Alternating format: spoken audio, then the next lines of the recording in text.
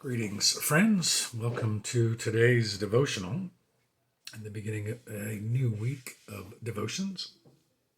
It starts with Psalm 99. The Lord is king, let the peoples tremble. He sits enthroned upon the cherubim, let the earth quake. The Lord is great in Zion. He is exalted over all the peoples. Let them praise your great and awesome name. Holy is he. Mighty King, lover of justice, you have established equity. You have executed justice and righteousness in Jacob. Extol the Lord our God. Worship at his footstool. Holy is he. Moses and Aaron were among his priests. Samuel also was among those who called on his name. They cried to the Lord, and he answered them. He spoke to them in the pillar of cloud. They kept his decrees and the statutes that he gave them. O Lord our God, you answered them. You are a forgiving God to them, but an avenger of their wrongdoings. Extol the Lord our God and worship at his holy mountain, for the Lord our God is holy. So again, we're continuing with the hymns of praise. One more to go after this. But this one, what's different or sort of unique about this one, and you may or may not have noticed that, but at 3 times, God is proclaimed to be holy. The end of verse 3, at the end of verse 5, and the last verse, the last line of the last verse. The Lord our God is holy. So extol his name, extol the Lord our God, which is mentioned twice in there, basically proclaiming God's awesomeness. And getting back to holiness, that God is holy, that's a word that we use quite often in the church. It's very much a churchy word, but sometimes, or maybe it's not quite fully understood, or possibly even misunderstood to some degree. What does it mean for God to be holy? And without having a theological definition before me, in essence, what that means is that God is perfect. God is without flaw. God is completely other and different than we are as human beings, not corrupted, obviously, by sin or brokenness or anything else. That God's ways are perfect in every possible way.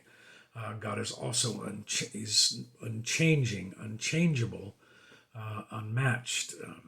All of the things that I've used to describe God over the course of these devotions and throughout my time at Grace.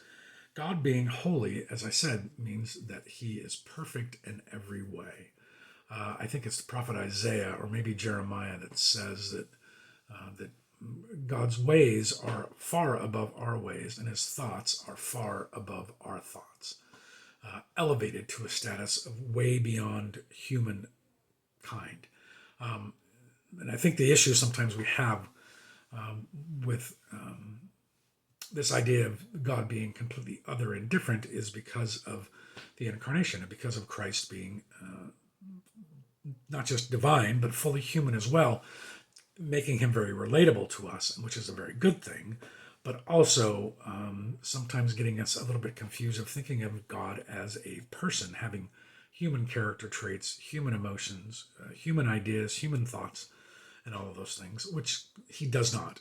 Jesus is a different situation because when he was on earth for the years of his human part of his life, there seems to be times where he was not divine, and he was very human in many ways. But there's this issue that we have with trying to be able to comprehend or understand God that is fully human and fully God all at the same time. And again, we can't understand or comprehend or wrap our heads around that because God is completely other and different and above us. We believe it, we trust it, we have faith in it, but it's impossible for us to understand. But we tend sometimes to lean more towards God being on the human side than being on the holy or divine side. And so, as I said, God's thoughts and ways are far above our ways, far above our thoughts, which also means that the things that God does are unquestionable. If God is perfect, then God doesn't make mistakes, and that's true in the way that he acts, the things that he does, but it's also true in how he's created each of us. that we are, though flawed human beings corrupted by sin, God doesn't make mistakes in that either. He never looks at a human, you or me or anybody else, and goes, I kind of screwed that one up. I wish I'd have done something different with that. Um, those are just some of the byproducts of God being perfect and holy. We can cry out to God. We can wonder why God did something that he did or didn't do what we wanted him to do. We can ask and question God in that. But we can't accuse God of being anything less than perfect, anything less than holy, if you will. That's just how God is.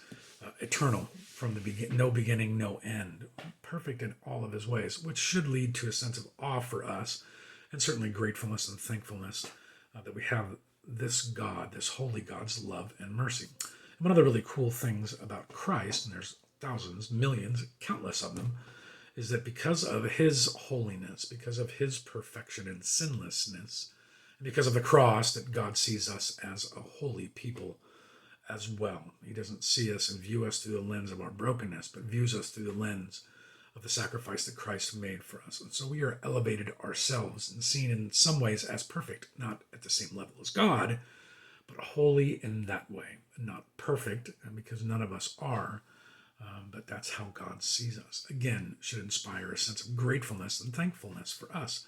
You are holy, not as God is holy, but you are one of his holy people, a royal priesthood, the epitome or the pinnacle of his creation. And that's the way that God sees you. And this is a God, again, ways and thoughts far above ours. Truly amazing, and a thought that's impossible for us to wrap our heads around. But it is a reality of our faith. Thanks be to God. That's our devotion for today. Until 100 tomorrow. You are holy and blessed.